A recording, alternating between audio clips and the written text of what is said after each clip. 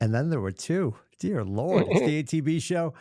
At the buzzer, no Adam, some Timmy, loads of Billy, Scotty, and Adam and Corey, all in hair and makeup. You got rubber shoes and I, just like last week. Although we had the Scafidi family, Yes, which the was Scafidi clan. yeah. Well, no, they're not the clan. They're, Oh, they're Cam. they're Oh, La they say Familia. Scafidi Cam. Yeah, Right? Scafidi Cam. Because Leslie was like, "Can we?" She goes, "It's Scafidi clan." No, the clan is Irish. That sounded horrible. First of all, I've already said clan. I've already said clan way too many times in the opening minute of the show. Clan is more of a Mick thing. I think as the old folks would say, the Italians would say La Familia. So we had the Scafidi family. Yeah, the Scafidi family. Yeah, the family. I said to you, Rubber Shoes, last week, like, Joe is everything I hoped for. Capital V, everything I hoped for. Yes.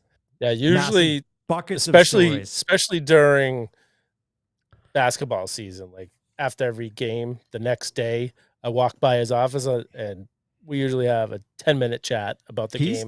He's turned up. I also great pleasure, by the way. I took great pleasure in shoving you under the LA Lakers bus.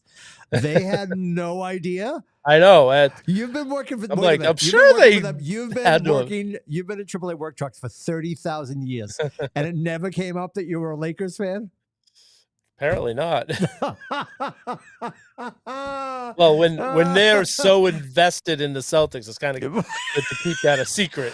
well, no, I mean, dude, I'm picking up what you're putting down. They're handing you brilliant seats to the Garden. I can be like, by the way, love James Worthy. By the way, love Magic. Like, I get it. I was like, sort of stunned. I'm like, wow, this is an asshole moment for me, and I live for those.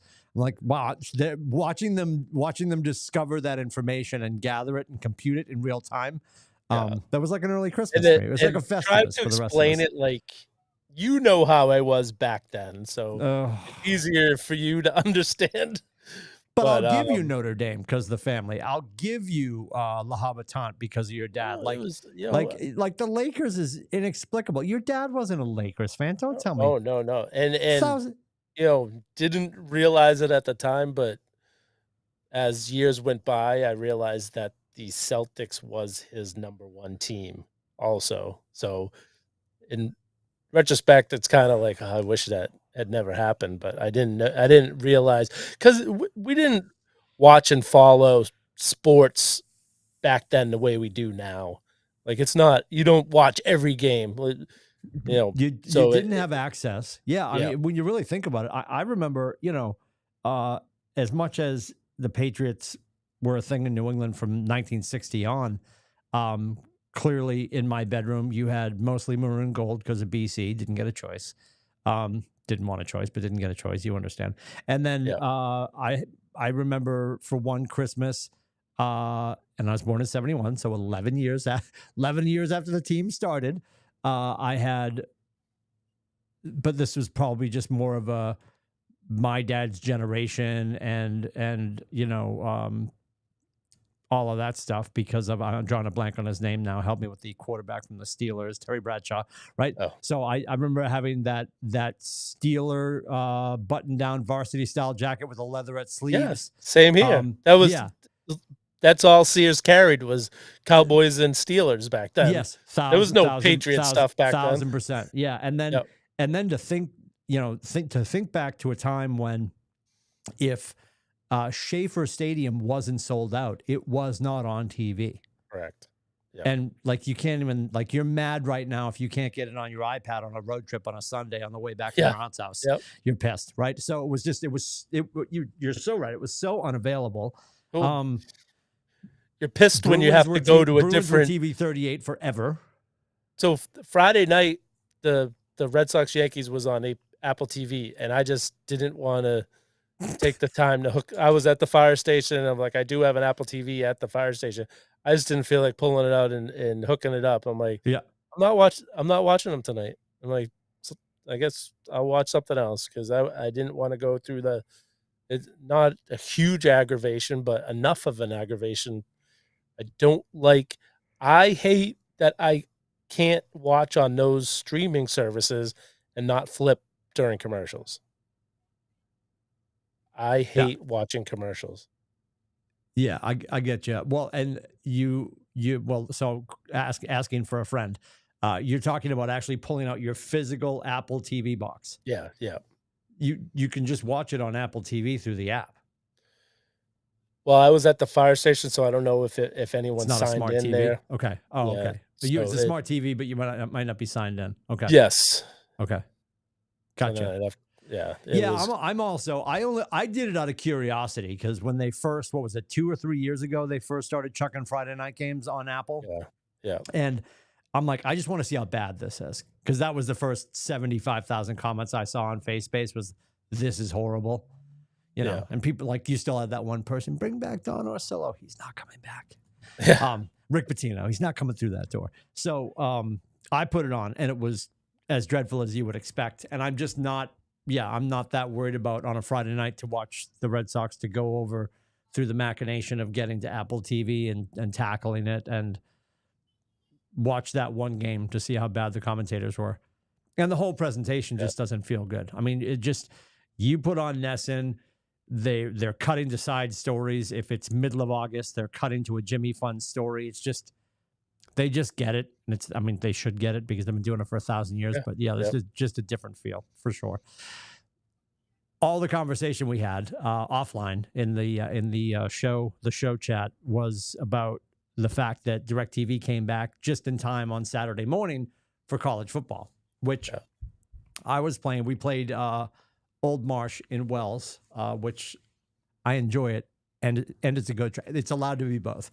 It was fun. It's a goat track. It's a mess. And when I walked in there, which is really weird, I walked in to check in first, and she's like, "Have you played here before?" And I'm like, "I have." And she's like, "All right." She charges me, and I head out.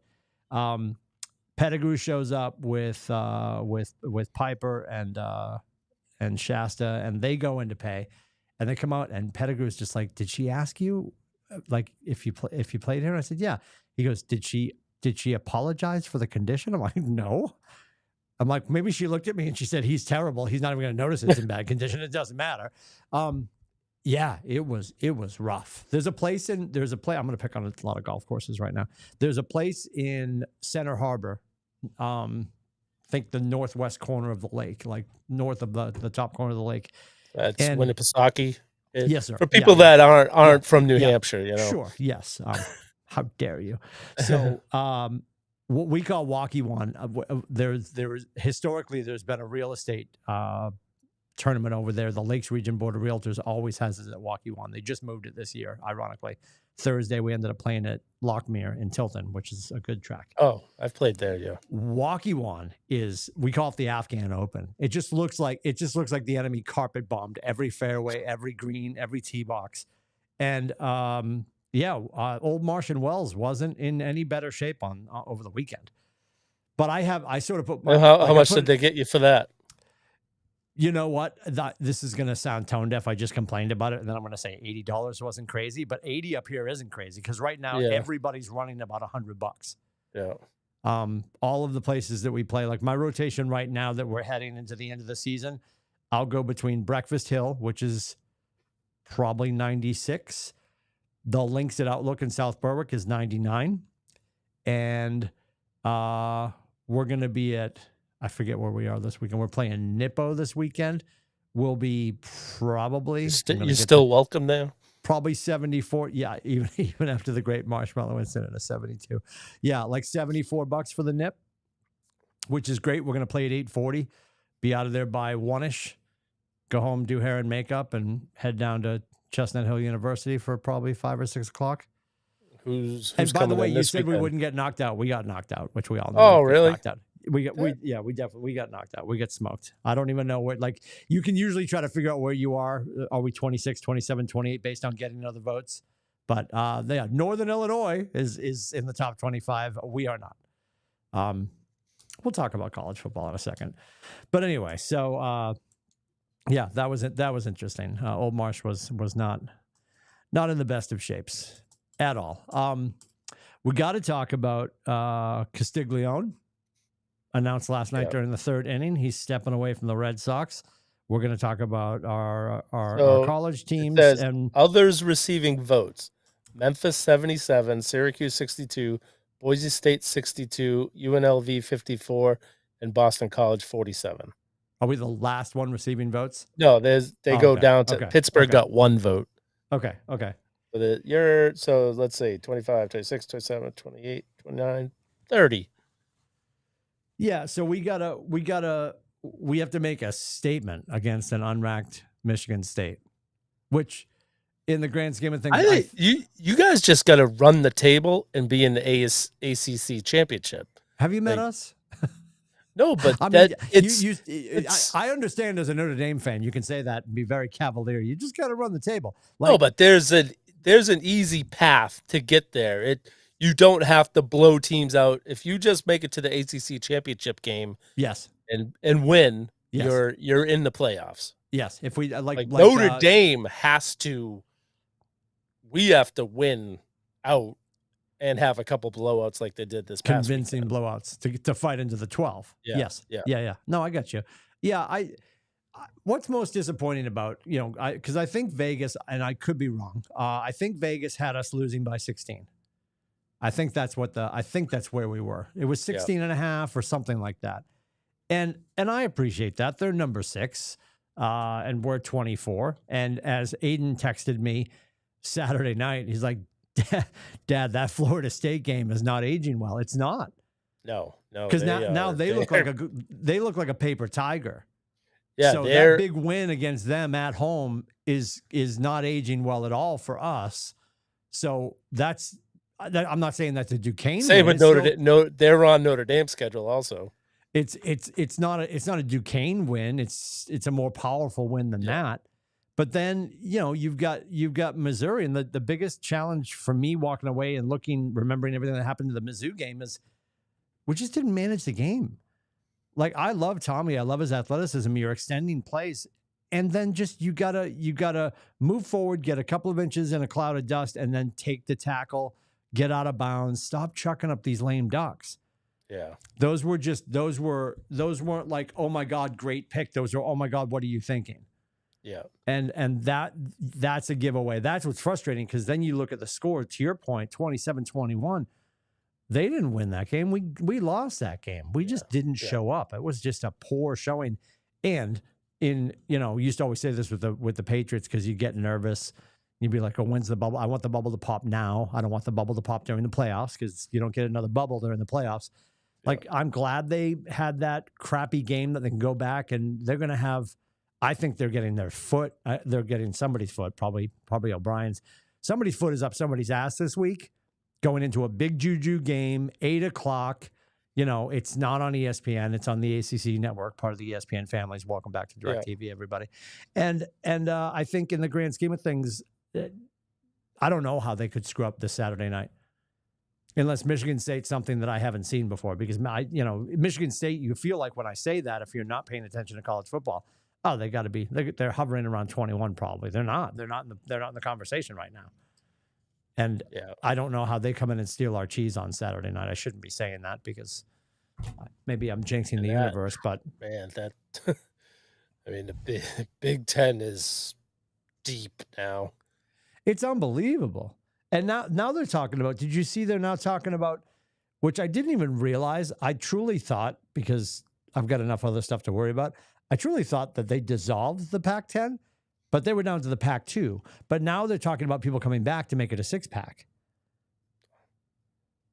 I didn't like so there could be some movement again during the offseason. Some of those smaller Western Conference teams that don't have a name, like joining the Pac-12, is something that people can put a name to. It's kind of like how the Big East is now. It's like the Big East, but you look at it and you're like, who the hell are these Fresno teams? State, San Diego State, all the states are going to go back and make it a 6-pack.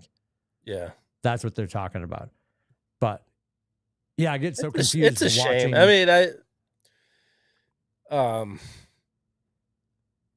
it just sound like the old guy, get off my lawn. I was like, if I feel like it started with high school. The MIAA ruined high school sports. Keep going. Like, that Thanksgiving game is pointless now. Yes. Growing up, somebody was how many explaining to times me. Yeah. was the Thanksgiving game, like Billerica and Chelmsford, whoever won that game was going to the Super Bowl. And now they have the playoffs start like 2 weeks before the Thanksgiving games. It's like it's totally a pointless game now. It's like it's still a rivalry, I guess, but it's not real. It actually does not mean anything except for bragging rights. It does not matter if you win or lose that game. So is that's still an MVC game, still a conference game? Yep. That is played, and it's a regular season game that's played after the playoffs start. Yeah, I don't know how they figure it out, but it's so stupid because now they have because before it was whoever wins the MVC goes to the Super Bowl. Sure. Right? They play whoever in the division, and so now they have tiers of playoffs. So there's like 3 rounds of playoffs to make it to the Super Bowl. Okay. And in order to have it done, and they have to have it done by the first weekend of December, because then winter sports start, that they have to start before Thanksgiving, the playoff games. Oh. So dumb. Yeah. I'll never forget when I first got up here, and I know I've told you this story because it was 1,000 years ago. When I first got up here, so it would have been March of 98 when I first met Corey. We were both working at ERZ in Portsmouth, the worst top 40 station on the planet, because we weren't playing top 40. That's a whole other class for another time next semester. And I'm doing going through all the shows, and I take over the night show. I'm doing 6 to 10 Monday through Friday, doing nights. And I'm thinking back to when I interned at KISS 108 with Ed McMahon, and it was getting closer to Thanksgiving, having no idea how sports work up here in Canada, right up in New Hampshire. Yeah. So I'm thinking, oh my God, I'll do what Ed did, because it was friggin' brilliant. He would sort of put out the call starting the Friday before Chicken Giving, and he would just invite any school that wants to come in. Their cheerleaders, their football players could come in and come into the studio. We'll hang out. We'll interview them. We'll talk about their game and let them come on and say hi to their family and friends, blah, blah, blah. It'll be cool. So they're up for it. And I get Winnicott, I get Exeter, I get all these schools coming in. Well, it's like the second school, and I'm talking about Thanksgiving Day. Yeah. And there's nobody on the other end of the phone. They're looking at me like I'm from another planet. They don't really do it up here. Really? And, so shame on me at Top 40 Radio, senile, not doing my research. But, I don't know. Like, how do you, not have assume. A chicken? How do you not have a chicken giving? Everybody plays high school football on chicken giving. So I was completely confused by that. We still had fun. Everybody came in and said hi. But I was blown away by that. And I was like, okay, so that's just a different animal altogether. But then I think I was talking to Kevin and you guys were explaining how they've ruined the whole Thanksgiving Day game down there, that used to matter, because you won that game. It was usually for not only the rivalry and bragging rights, but usually to win the MVC, to go play whomever, at Gillette, which it's not anymore, which is, I don't know, confusing. Speaking of questionable football at Gillette, how are we feeling? Let's jump to the Patriots real quick. So, going into the first 2 games, I thought they lose to Cincinnati, they beat Seattle, and they actually did the reverse. They should have won yesterday. I think they're just being way too conservative with Jacoby Brissett. It's like, oh yeah, it's great he doesn't throw any picks, but can we throw the ball down the field at all and try a little bit, put a scoring drive and put up touchdowns instead of field goals? Yeah. So I looked at last year's schedule and results. Their game plan last year was try to keep the opposing team under 20 points. We'll score 21 and win. And that looks like it's the same philosophy this year, that they're going to just try and keep the other team down and, kick 7 field goals. Yeah. Well, so do you really think Do you really think it's really the game plan and the plays that are getting called in? Because as a veteran, and probably the most disconcerting thing, and I truly love Jacoby Brissett, but one of the stats came up before the game even started, and, of course, they have to make the reference. It's the first home game that Bill Belichick hasn't been on the sideline, blah, blah. All things that get me upset because I loved him, and I think he should still be the coach. Anyway, and then they throw up this graphic of Jacoby Brissett, and and they just finished talking about how Bill Belichick's been here since Aiden was alive. Tyler was like, you know what I mean? Like they just finished that graphic, and then they roll up Jacoby Brissett, and they're like, his fifth team in 5 years. And it echoed in my soul, and I'm just like, oh. And not that he's not talented, and I'm glad that we have him, but how close are we to, and it won't be next week, but are they ready to roll out Drake May? Like, are we getting there? Because you could tell me that, well, no, but this is the game plan. Well, if anybody on that sideline in the quarterback room has the artistic license to step away from the game plan, I'm not saying ignore what's getting called into the green helmet, the green sticker helmet. I'm saying when that play breaks down to, I don't know, improvise, move out of the pocket, and is he not athletic enough to do that anymore because he's on the other side of things? I mean, he's made a few runs and got first downs out of it. It just overall, and how good are our receivers? Also, we don't really know that. Also, it looks like their game plan is run the ball as much as possible, and hopefully Stevenson breaks a few. It's a boring game plan. They're trying to dull it down. No turnovers. Yeah. Gibson looked great. Gibson, yeah. Gibson looked great.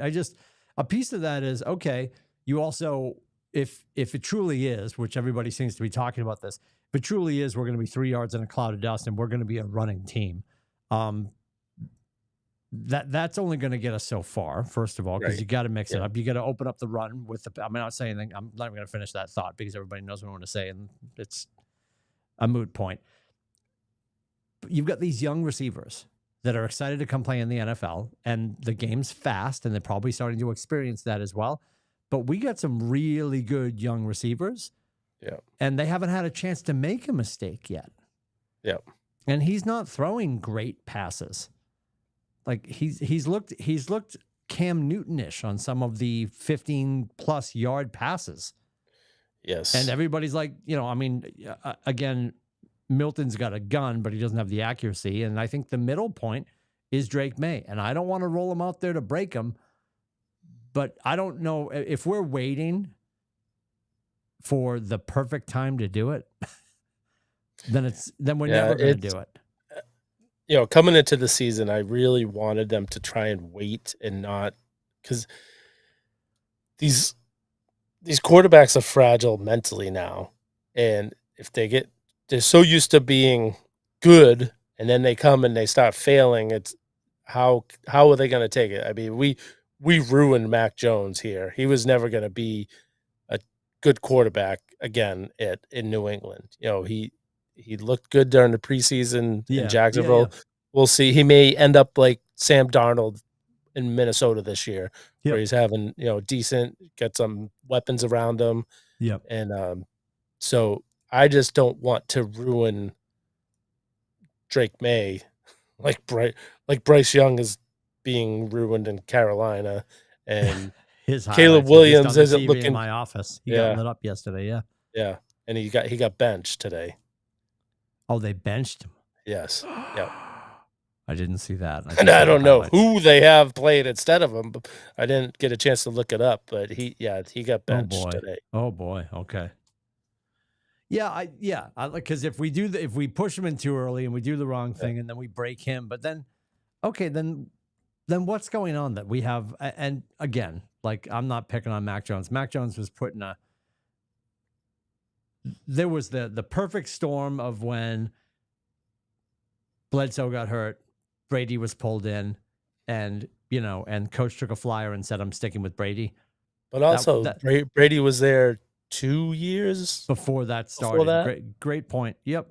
I don't know if we can afford to wait. I know. I really wish if he's hurt too, because he went down and he was hurt. Yeah. And he was holding his knee, and then he's on the sideline, and he's looking at the iPad. I thought Drake May was coming in at one point, a couple points yesterday. Yeah, 1,000%. Jacoby was grimacing on the ground. I'm like, oh, this might be the time. Yeah. They should have went out and got a better bridge quarterback. Mm-hmm. You know, I mean, Tannehill's still out there. They could have got Minshew. They could have got Kirk Cousins. Uncle Rico, Gardner Minshew, Uncle Rico, 31 points on my bench yesterday. Oh. In one of my leagues, I started Stroud, and he got. Oh yeah. I think he got me 40. Yeah. So I'm not upset about leaving Minshew on the bench, but I'm like, oh my god, I really thought about it for a second. I'm like, and where did he win? Where did they win? They who did they beat yesterday? The 49ers? I forget who they beat. Did they beat the 49ers? I know the 49ers lost yesterday. Yeah. But yeah, I don't know. They're obviously going to run Jacoby back out there next week. So we get the Jets Thursday night, short week. Yep. Jets Thursday night. And then who do we have week 4? We need Scotty's whiteboard. We need all the details. So, they beat Baltimore. The Raiders beat the Ravens. Yes. Yeah, they're in trouble. Yeah,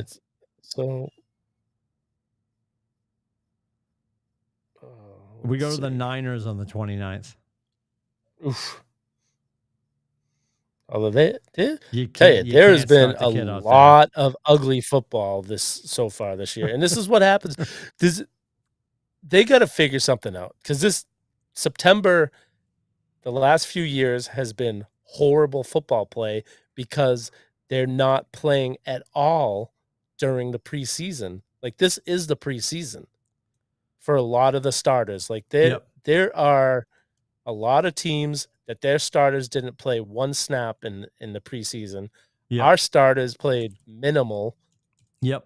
It is ugly, and players are getting hurt. McCaffrey on IR. They don't know when he's going to come off. A.J. Brown missed this week. Jefferson got hurt yesterday. It's like the whole first round of fantasy. Pacheco 6 to 8 weeks with the tibia. Pacheco's out. There's a lot of injuries, and it's but the NFL just keeps cashing checks, and they don't care. No, they're fine. They're gonna be fine. Yeah, it's maybe the next collective bargaining agreement. The NFLPA realizes, like, hey, all our guys are getting hurt because they're not. I mean, they can't practice the way they used to practice. You know, they're only allowed so many days in pads. So yeah. I mean, when you're out there and taking cracks every play, like these practices, you know, joint practices where they're really hitting and stuff, but they run a play, they sit down, they go over and stuff. Like, it's not game tempo. Like, you know, being at a game, you realize how much downtime there is in a game. Sure. Yep. But still, there's a tempo to the game that you don't get to breathe that much in between each play. Right. And I just don't think you can do all the wind sprints and stuff you want, but you're not in game condition, you know? Yep. I'm looking up the line for Thursday. Is it in New York or in Foxborough? It's at the Jets, yeah.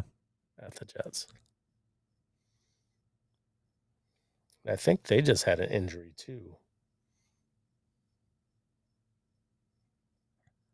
Let's see. Oh my God. Why can't it just come up?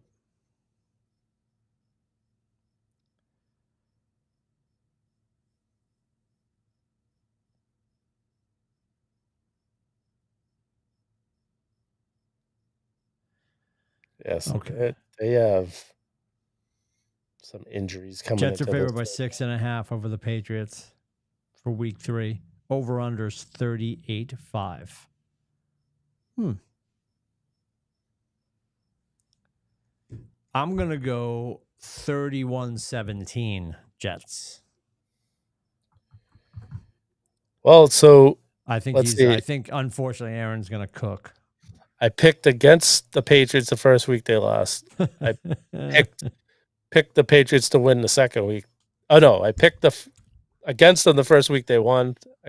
For them the second week they lost. So if I pick against them, maybe they pull one out. I love it. I'm going Jets, and seeing that they want to try and keep, 20 or less. So maybe the Jets get 22 and the Patriots, let's see, six field goals. So that's 18.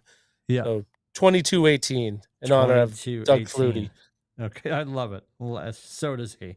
All right. I got 31-17. You got 22-18. So that jersey I sent you, I was like, that's on Fanatics, where I'm sure Flutie's actually getting money for these. I hope so. We have, and of course, after my dad passed, I collected all the shirts that I had for him and his. So, we've got of all sizes. There's Aiden's got some in his closet, Francis, Janina, myself. So, I love that shirt, the classic, just Flutie on. Which back in the day, he didn't have his name on the back. Actually, they didn't have their names on the back way back in the day. And it was the oversized half jersey that he was wearing. That you could see his stomach. Oh yeah, well they have the.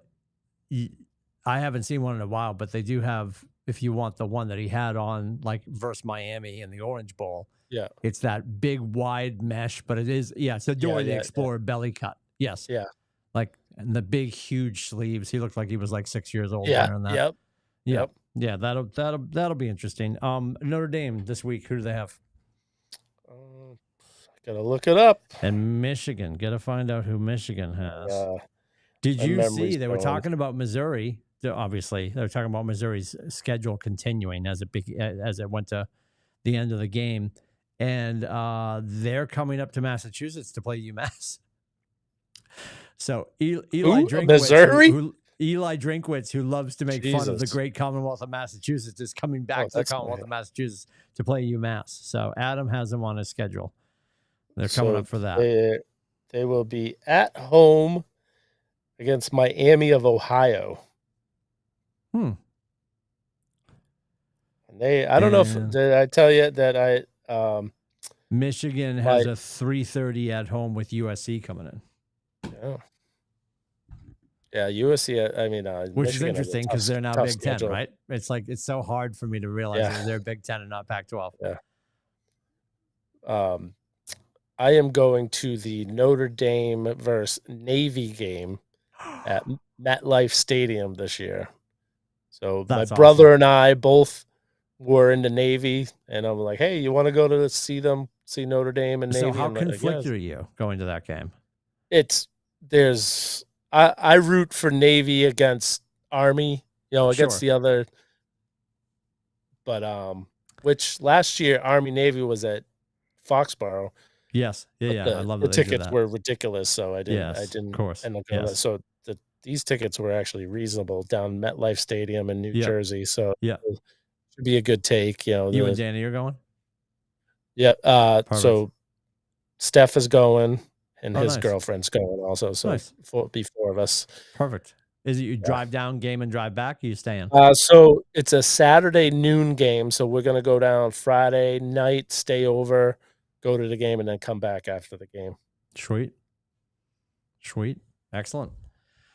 All right.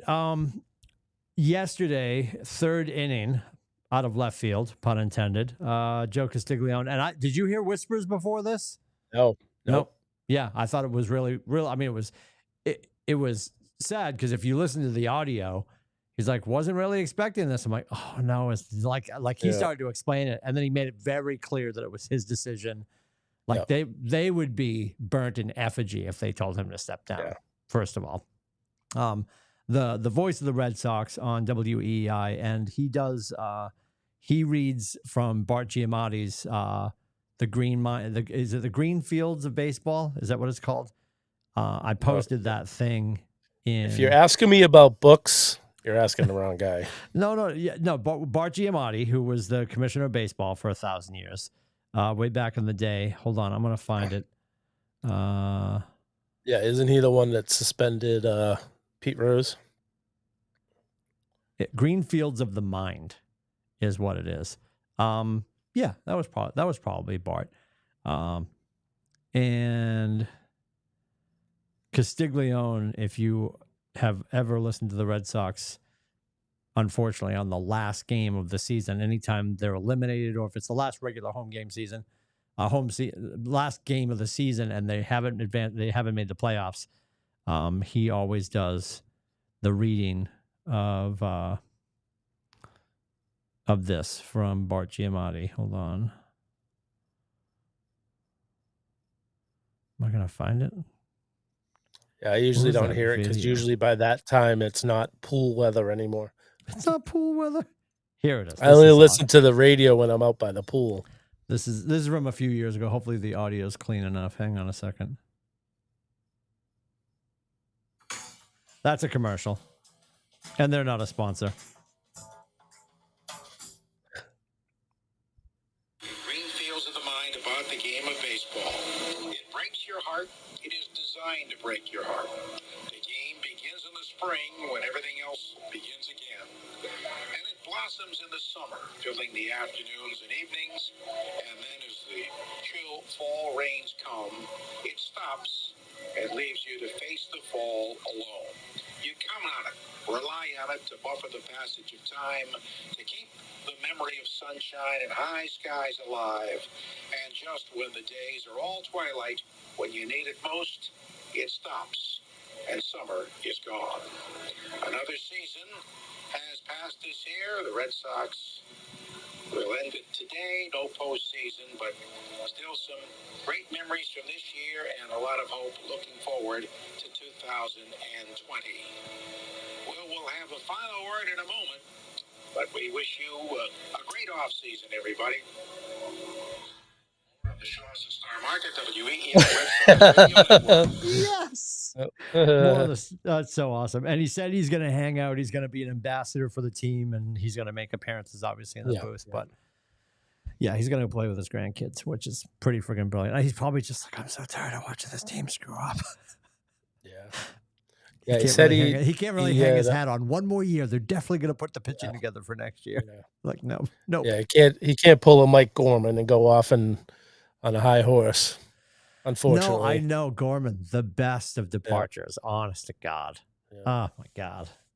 I know we're talking end of September. What's the last game of the season for the Red Sox? I think it's September 30th. Might be the last game. Let me check.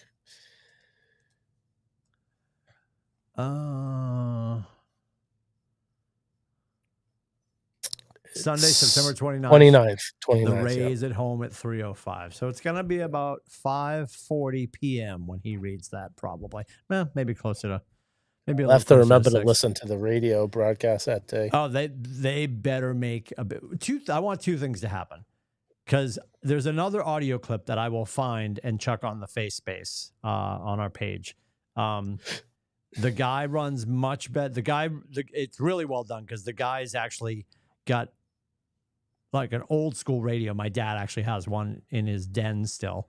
Of an old school radio. He's got like a model of Fenway Park in front of it, baseball and stuff like that.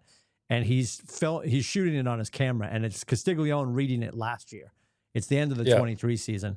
And it's done much better. He gets introduced by Will, and then he gives credit. Well, we've been reading this for years and given to me by Kent Coleman, my predecessor. Like, he says all that stuff. Yeah. I hope Will or whoever is doing that, because you think Will slides in? Does that make sense? I think. Well, I think he'll be there, but who's gonna be the other full-time guy? Yeah. Yeah. Will has pretty much been there all year this season. Yeah. So I think. And I like Merlone. I don't love him. Yeah. I think he's a little too serious. Like, you're looking for the guy that's going to have the witty banter. Like, I have fallen to like Will a lot. When at first I'm like, oh, he's so dry, but he does play very well back and forth with Joe. Yep. He will criticize the team, which like I like that. I don't like people that are homers 100% and the team can do no wrong. I want you to see what you see. You follow the team all year long. Call guys out. Yeah. If you have to take heat on the team bus or the team flight, then you do it. But like Eckersley with David Price, he criticized them, and David Price came in and was like, "Hey, play better." Right. Yeah. And so like on text today, I would love to see McDonough come back here full time for someone. I don't think it's going to, well, actually, the Bruins radio spot is open also. So who you brought that up, and that wasn't what I was thinking. I was thinking like I know that you like Judd. I thought for sure it would be is it Alex Faust? I think Faust was the other kid that was jumping in for Jack when Jack was taking some breaks. I think his name is Alex Faust. I actually liked him. I'm sure whoever they picked is going to be great, and I know who you're talking about because I actually tripped over the video of him getting welcomed into the booth by Brick a few months ago. I would love Sean in the Bruins booth, and I know he's got his contract with ESPN for hockey. Whatever, like I don't know, figure it out. And but to your point, he'd be great, but you're still lacking the premier former athlete to be the color person. Right. That's why I think maybe Will takes Joe's chair. Then they don't really have to think about. I mean, you look at lose Will to San Diego, because that would never happen. We've never lost great talent to San Diego. Until recently, it was Joe and Trupiano, two radio guys. Yes. Joe and Ken Coleman. Yep. Joe and Ken Coleman, they would just swap off doing innings, and the other guy would do the color. Yeah. I've never had a problem with that. If you know the game, baseball is one of the toughest, I think, to do, even though, so the game's slow, but that's the reason why I think it's tough, because you have a lot of air time to fill. Yeah, people were giving Brady shit 2 weeks ago in his freshman debut, and he's not jumping in. Well, he's not stepping on toes either, and he'll be fine. I didn't listen yesterday. I'm sure he was better yesterday already, because it's Brady, and his ego's not going to let him be bad. But baseball, there's a lot, and especially when you get blowouts and stuff, that's what was so great with McDonough and Remy, and then Orsillo and Remy. Yep.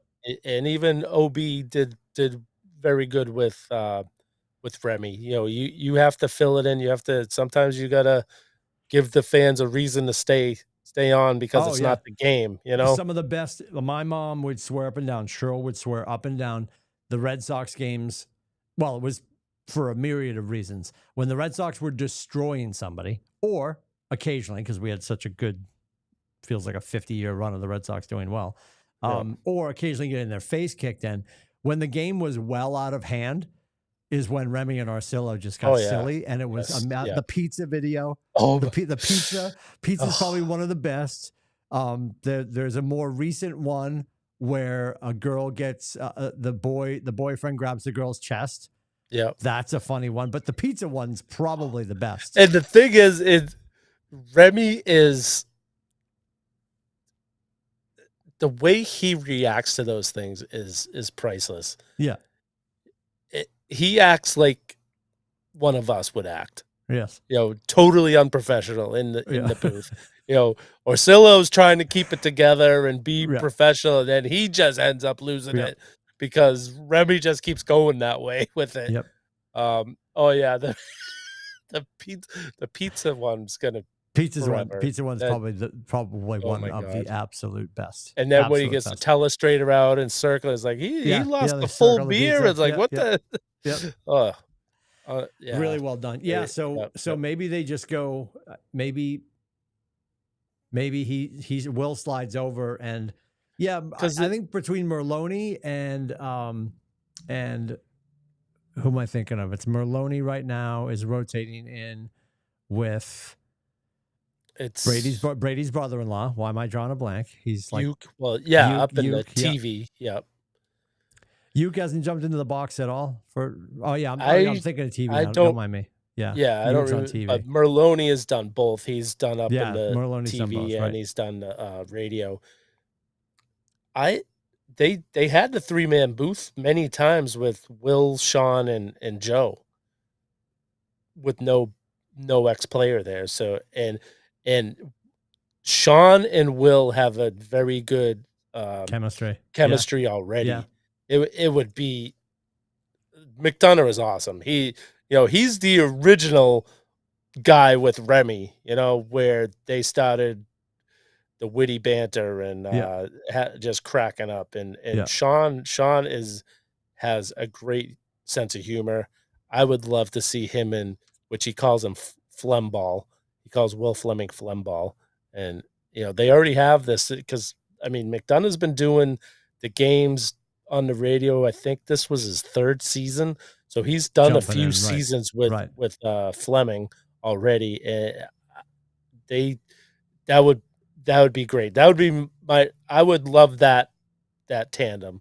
Yeah. McDonough and Fleming. I would sign off on that 100%. I would love it. It would. Yeah. My summers would be great, even if. Oh my God, your summers would be fixed. A little bit, at least a little bit. Yeah. So mathematically, there's not much more before we're eliminated, right? Yeah, they're so they have, where are they? Then we get at least a couple of weeks of there's 12 games left. Yeah, 12 games. And they are currently then the Woo Sox come to town. We can just watch all the Woo Sox kids play. They're currently 4.5 back, but they're behind 2 other teams now. Yeah. Detroit and Seattle are ahead of them.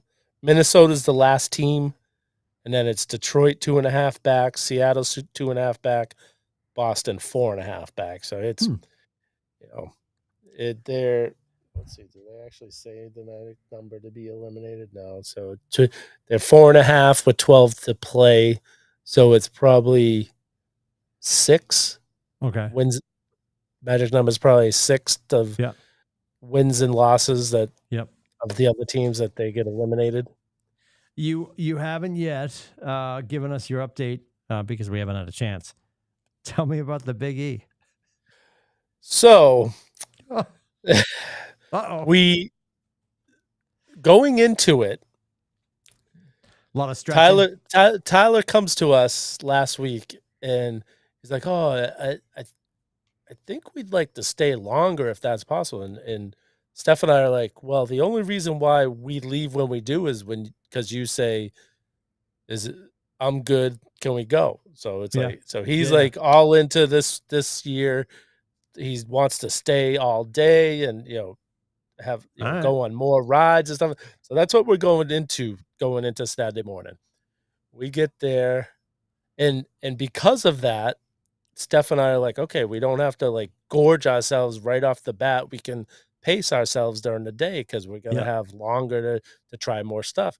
So we did that. We paced ourselves, and then so him and his girlfriend go off by themselves, and we get it. So we got there. We got into the fairgrounds around a little after 10 because everything opens at 10. So everything was already open. New Little Heels, right? Is this a new Little Heels? Yes. Yeah. Okay. So we get in there a little after 10. They go separate ways, probably noon. And I think around 1, Steph gets a text. "What time are you thinking of leaving?" Oh my! I'm like, sick. Are you kidding me? So we, stuff that we get every year. The you deep got fried there taco. at 10 o'clock, and when did he tap out? So we left. I was at home for the kickoff of Notre Dame at 3:30. So we left at 2. 4 hours. All right. So we usually get poutine. I usually get the deep fried taco. I wanted to do the new crazy burger. There was a lot of stuff I didn't get to try that I wanted to try. And there was one Steph wanted to try the deep fried ice cream sandwich, which we were having trouble finding. And so we had to leave without finding that. So there was So wait a minute.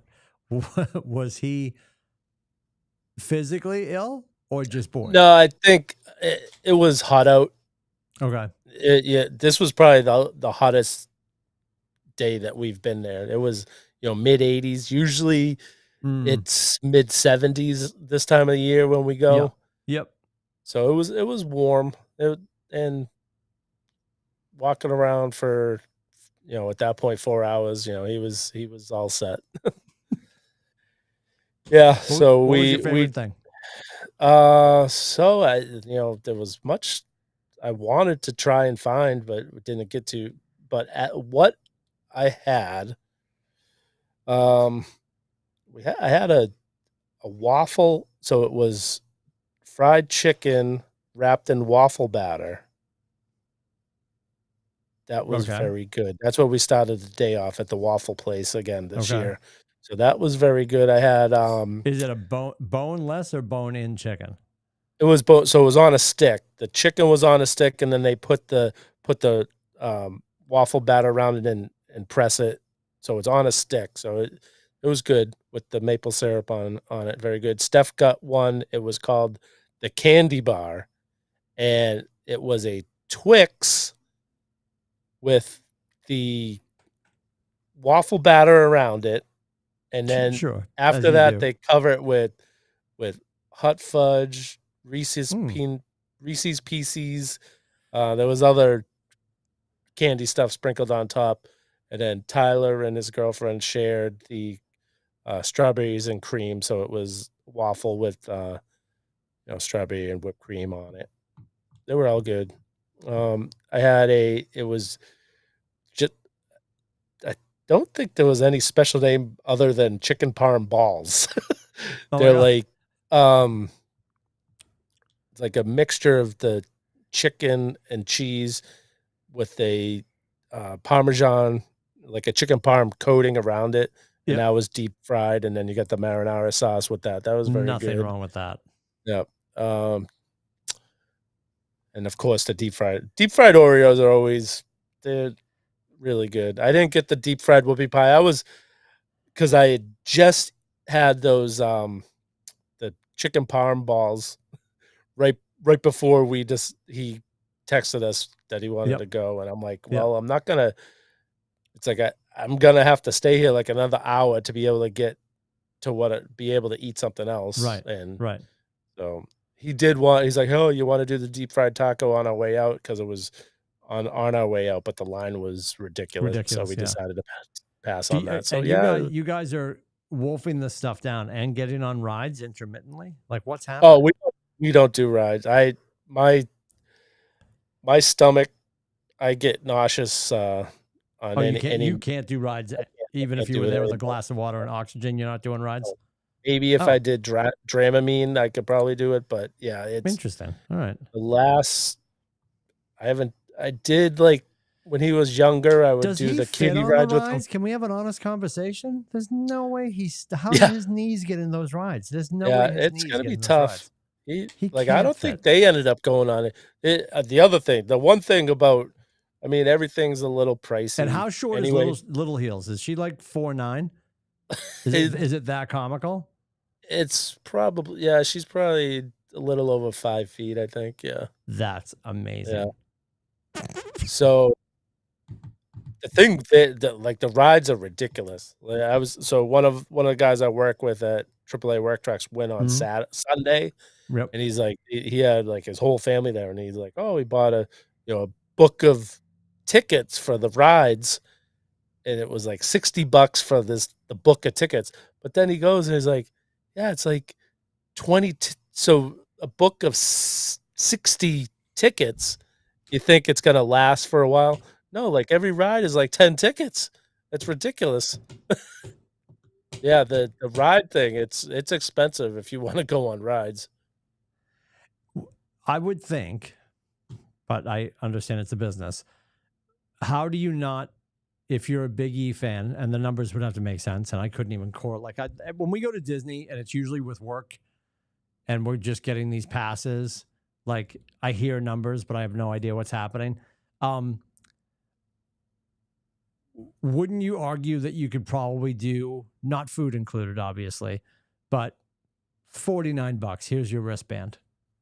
That's what, but go on all the rides. And maybe I'm wrong. Maybe I'm way off behind the market. Maybe the Big E, maybe the rides are good enough. Maybe it should be $75. I don't know. But I'd be much more inclined to look at that than be like, oh, well, hold on. I just got your buddy. I'll book us 60 tickets. But then it's 10 tickets per ride. And it's me and my wife and my 4 kids. So it lasts like 15, 20 minutes. Yeah. That's one ride for me and my wife and my 4 kids. Right? Yep. Yeah. It's it doesn't make sense to me. And I don't think there's like, oh, you can pay, $60 to get a unlimited thing. Yeah, why wouldn't they do that? Because when you're doing that, you're keeping people in the park. Now you got people committed. Yeah. Yep. They want to get their money's worth. We're going to play all 18 holes. Yeah. And we're going to get food. They don't feel rushed. Right. Like, we want to get out of here. Like, no, the lines are crazy, but we're here all day. Who cares? I don't know. That seems insane to me that you're buying. And Ludacris played that night, but we didn't. Did he really? Yeah. So Ludacris played Saturday night. Public Enemy plays. That's amazing. The 28th, I think it is. How long is it open? It started Saturday? So it's the 30th or the 29th. That's Sunday is the same as the Red Sox last game. Oh wow. That's the I didn't realize Big E's open for 2 weeks. Yeah. Yep. Really? Interesting. Yeah, there's usually 3 weekends. So we, now that Steph and Tyler both have all weekends off with the job now, it's easier because before it was, Steph was working retail. She worked every other weekend, and then Tyler was working some weekend days. And then my schedule at the Fires, we would have to pinpoint like one day and hope it didn't rain. Like last year, we went. It was supposed to be a rain out, but it stopped raining pretty early, so it wasn't that bad. But it kept the crowds away. So also on Saturday, Steph saw that they had their biggest daily attendance. It was like 140,000 people that day went through the turnstiles. I mean, that's a lot of people, and it's such a big area that it never felt like you were not like wall to wall people. Some of the places you'd go to had, like the taco place had a line. You're like, but they usually move pretty quick. If I really wanted to wait and eat, I would have stayed in line. They move pretty quick. Yeah. So they got their 140,000 people on Saturday went through the turnstiles, and that's over the course of the day. So let's argue the rule of thirds. 33% of that number is probably there for the rides more than the food. Let's just assume. More than. Do you think more people are going to pursue the food or to pursue the rides? Fair is most of the people I talk. It's the fair food, and then the rides are just happen to be there also. Like I don't think it would drop off that much if there was no rides. Sure. I think I completely agree with you. But I guess in the effort, it wouldn't hurt them next year. They're not listening, but that's okay. It wouldn't hurt them next year to have an option on the table of a full day pass. With the rides, I don't know why. And if you do that, or like even maybe somebody's coming from out of state, I feel like they should pay us for this. Oh yeah, if somebody's coming from out of state, I mean, I'm going to be there for Saturday, Sunday. Could I get a 2-day ride pass? Just a ride pass. Now I'm there. It's like going to any other event. Now I have to eat your food.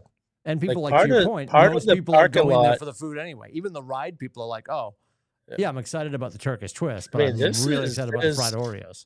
There are people down there with campers. Like they're staying for 2 like weeks, the whole weekend or something. The guy, we could definitely. We were talking because we didn't get to eat a lot of stuff we wanted. We're kind of threw it out there about going. It could happen. I'm thinking it could if because I'm working Saturday at the fire station this weekend. If it's going to be a nice weekend the following weekend, I think there's a chance it could happen. Before we jump it might off, just be mama shoes and daddy shoes going. I love it. It's so funny because I call them rubber shoes so much I couldn't even figure out what I wanted to say. I'm gonna take my screen to make sure that you see what I'm about to show you. Oh, also, I had the first time I've had an alcoholic drink. I had a wine slushy that was very good. A wine slushy. That does not sound awful. Yeah, that does not sound awful at all. And of course, I was like, so Steph might have 2 alcoholic beverages in a year, right?